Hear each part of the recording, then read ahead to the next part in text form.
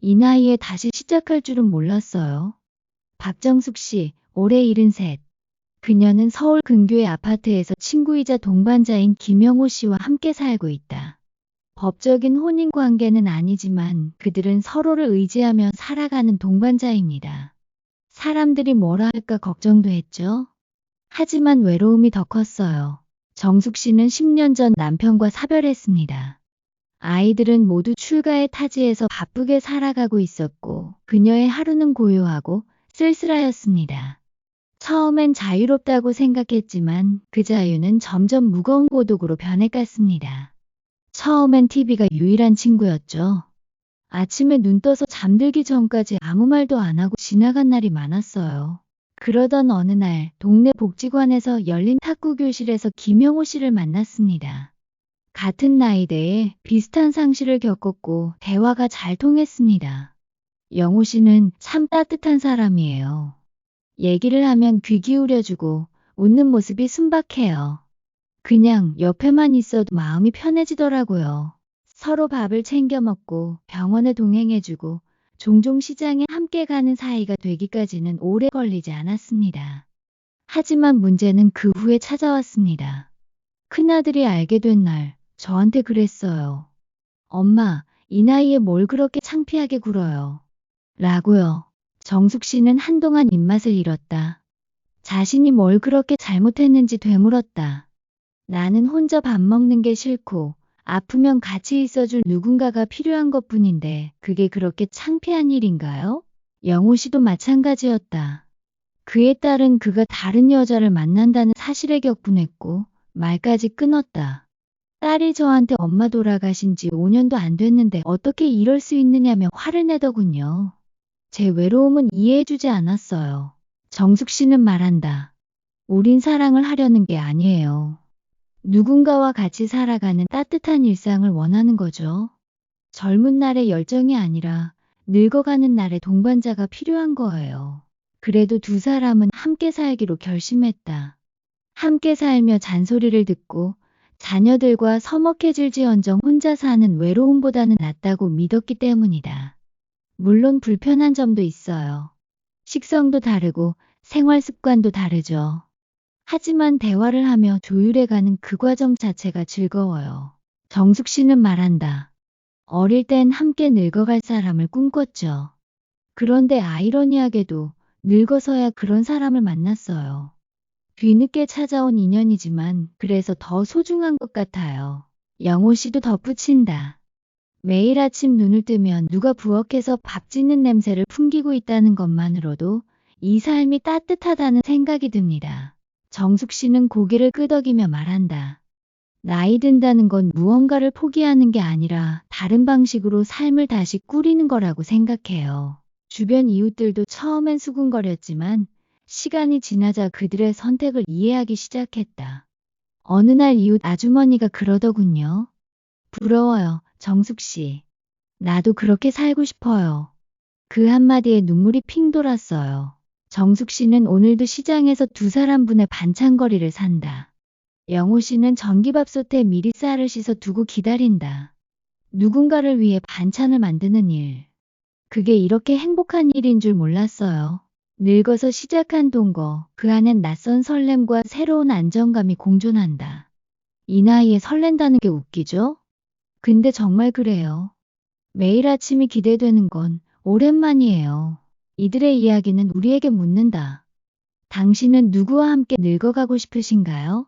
나는 그저 따뜻한 밥을 같이 먹을 사람이 필요했을 뿐이에요.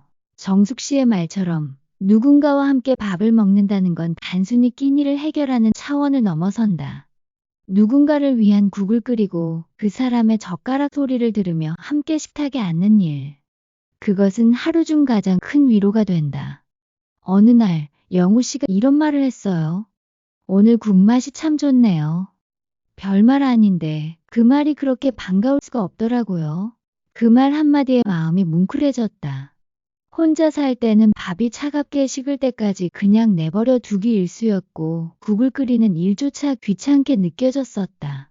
하지만 이제는 누군가가 먹어줄 거라는 생각만으로도 부엌에 설 이유가 생긴다.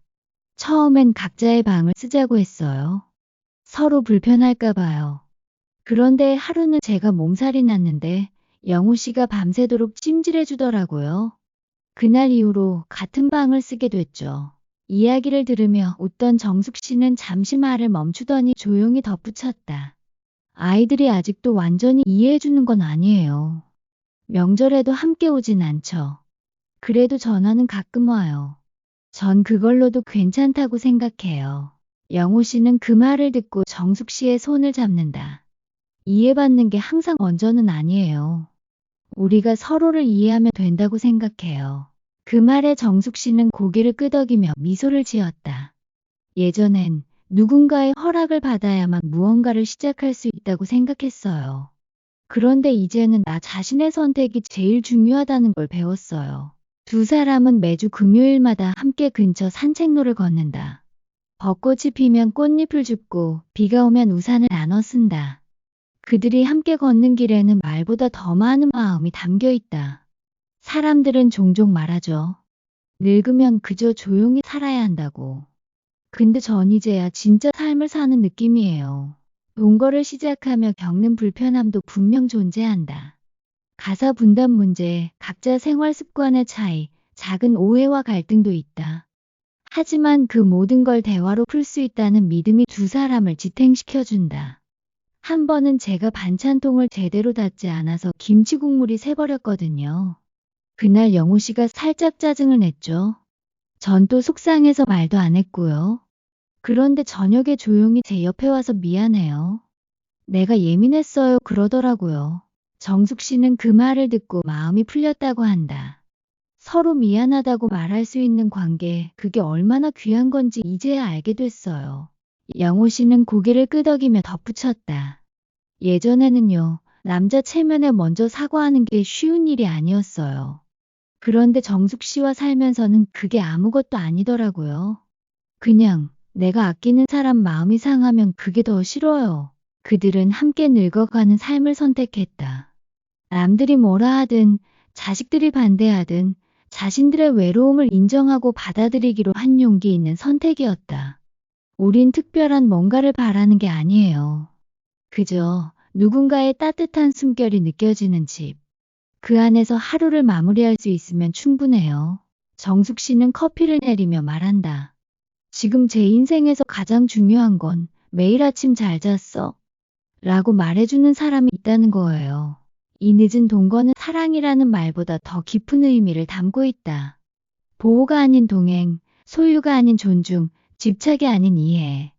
그것이 이들의 관계를 더욱 단단하게 만든다. 누군가와 나이 들어간다는 건 사실 축복이에요. 혼자가 아니라는 것만으로도요. 이야기의 끝자락, 정숙 씨는 카메라를 바라보며 조용히 말한다. 혹시 지금 혼자 계시다면 너무 외로워하지 마세요. 삶은 늘 우리에게 또 다른 시작을 허락해요. 나이란 숫자일 뿐이에요. 마음이 움직이면 언제든 새로운 삶을 시작할 수 있어요. 그녀의 목소리는 조용하지만 단단하다.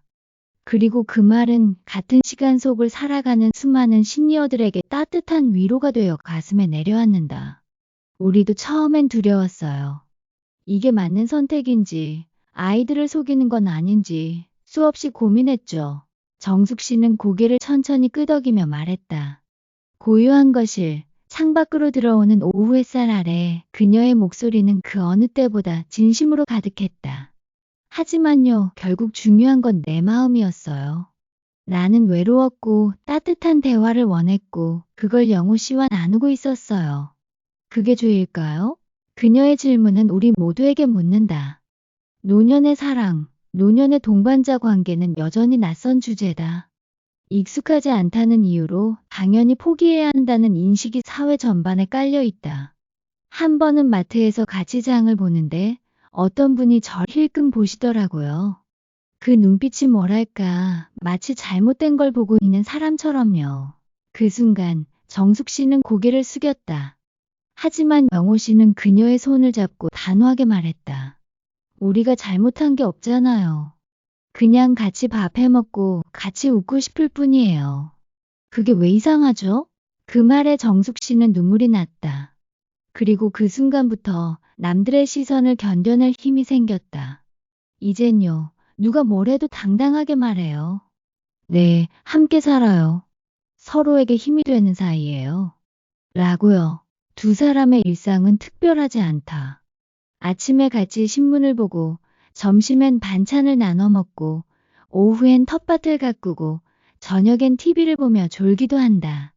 하지만 그 평범함이야말로 정숙 씨가 오랫동안 기다려온 삶이었다. 혼자 살 땐 밥솥에 쌀을 반 컵만 넣었어요. 지금은 한 컵 반을 넣어요. 그리고 남는 밥은 다음날 볶음밥으로 만들고요. 그게 사는 재미예요. 사소한 것들이 변했다. 사소한 것들이 그녀의 삶을 바꿨다. 문득문득 혼잣말 대신 이거 맛있지 않아요? 라고 말할 사람이 곁에 있다는 것. 그게 얼마나 큰 위안이 되는지 이제야 안다. 젊을 땐 일하느라 바빴고 애들 키우느라 정신이 없었어요. 남편 돌아가시고 나서야 비로소 나를 들여다보게 됐죠. 그녀는 자신을 오랫동안 돌보지 못했음을 깨달았다. 그 시간이 너무 길었다. 그리고 이제야 조금씩 자기 자신을 위한 시간을 가지기 시작했다. 처음엔 미안했어요. 애들한테도 남편한테도. 그런데 어느 날 생각했죠. 이제라도 나를 위해 살면 안 되는 걸까? 정숙 씨는 커피잔을 내려놓으며 말했다. 사람은 누구나 따뜻한 손길을 원해요. 늙었다고 그 마음이 사라지는 게 아니에요. 오히려 더 간절해져요. 영호 씨도 그 말을 조용히 받아주며 고개를 끄덕였다. 내가 이렇게 늙도록 누군가 손잡아주는 게 이렇게 고마운 건지 몰랐어요. 이들은 누군가의 부모이고 조부모이기도 하다. 하지만 동시에 누군가의 연인이고 친구이며 동반자다. 그 다채로운 역할 속에서 지금은 자신으로 살아가고 있다. 우리가 이 나이에 무슨 연애냐는 말 많이 들어요. 하지만 연애 아니에요. 함께 살아가는 법을 배우는 거죠. 영호 씨는 정숙 씨를 바라보며 말한다. 정숙 씨 덕분에 다시 웃어요. 하루하루가 재미있어요. 그게 감사해요. 정숙 씨는 웃으며 대답한다. 저도 그래요. 살아보니 누군가와 눈 맞추며 웃을 수 있다는 게 얼마나 소중한지 알게 됐어요. 이제는 누구도 그들을 말릴 수 없다. 자식들이 아직 완전히 이해하진 못해도 언젠간 알게 될 것이다. 이들의 선택이 얼마나 용기 있는 것이었는지, 이들의 사랑이 얼마나 건강하고 단단한 것인지. 혹시 지금 외롭다면 너무 늦었다고 생각하지 마세요. 정숙 씨는 말한다. 늦게 핀 꽃이 더 아름다울 수 있어요. 우리 인생도 마찬가지죠. 그리고 그 말은 또 하나의 새로운 인생을 꿈꾸는 누군가의 가슴에 조용히 씨앗을 심는다. 처음으로 나답게 사는 것 같아요. 정숙 씨는 창밖을 보며 그렇게 말했다. 창문 너머 햇살이 거실을 물들이고 어항 속 금붕어가 유유히 헤엄친다. 집안은 조용하지만 외롭지 않다. 따뜻하고 안정된 공기가 감돈다. 요즘은요, 일기 쓰는 습관이 생겼어요. 매일 하루를 돌아보고 작은 고마움을 적어요. 예전엔 그런 여유가 없었죠. 그녀는 일기장을 꺼내 보여준다. 깨알 같은 글씨로 오늘 저녁 김치전이 참 맛있었다고 쓰여 있다. 그 옆엔 영호 씨가 밥솥 청소해줘서 고마웠다는 문장이 적혀 있다. 별거 아닌 거지만 이 작은 일들이 내 하루를 의미 있게 만들어요. 그녀의 손끝은 부드럽게 책장을 넘긴다. 그리고 그 아래 조용히 놓인 사진 한 장. 두 사람이 벤치에 앉아 웃고 있는 모습이다. 가끔 이 사진 보면서 생각해요. 이 순간이 얼마나 귀한지. 그 사진 속 두 사람은 웃고 있지만 그 웃음은 결코 가볍지 않다. 그 안에는 지나온 세월의 아픔과 회복 그리고 이제야 맞이한 평온이 담겨 있다. 사람들이 이런 이야기를 잘 안 하죠. 늙어서 동거를 한다거나 다시 사랑에 빠졌다는 얘기. 근데요, 그런 이야기도 더 많이 나눠야 한다고 생각해요. 정숙 씨의 말에 고개를 끄덕이는 사람들이 많아지기를 그녀는 바라고 있다. 한 번은 아파트 엘리베이터에서 어떤 할머니가 말을 걸더라고요. 정숙 씨, 요즘 얼굴이 밝아졌네요. 그 한마디가 그렇게 반갑고 힘이 되더라고요. 그 작은 인정을 통해 그녀는 점점 자신감을 찾았다. 그리고 자신이 틀리지 않았음을 느꼈다. 누군가의 인생을 판단하는 건 쉬워요. 하지만 그 사람의 외로움까지 함께 들여다보긴 어렵죠. 그래서 더 말하고 싶어요.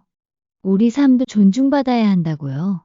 영호 씨는 정숙 씨의 이야기를 조용히 듣다가 말했다. 정숙 씨 덕분에 내가 많이 바뀌었어요. 예전엔 말도 없고 표현도 서툴렀는데 지금은 하루에 3번은 꼭 말해요. 고맙다고, 미안하다고, 좋아한다고. 그는 미소를 지었다. 그 말들 덕분에 우리는 싸워도 금방 풀려요. 그것이 이들의 비결이었다. 숨기지 않고 말하는 것, 자존심보다 상대의 감정을 먼저 생각하는 것, 그리고 용기 내어 표현하는 것. 그것이 이들 사이를 더욱 단단하게 만들었다.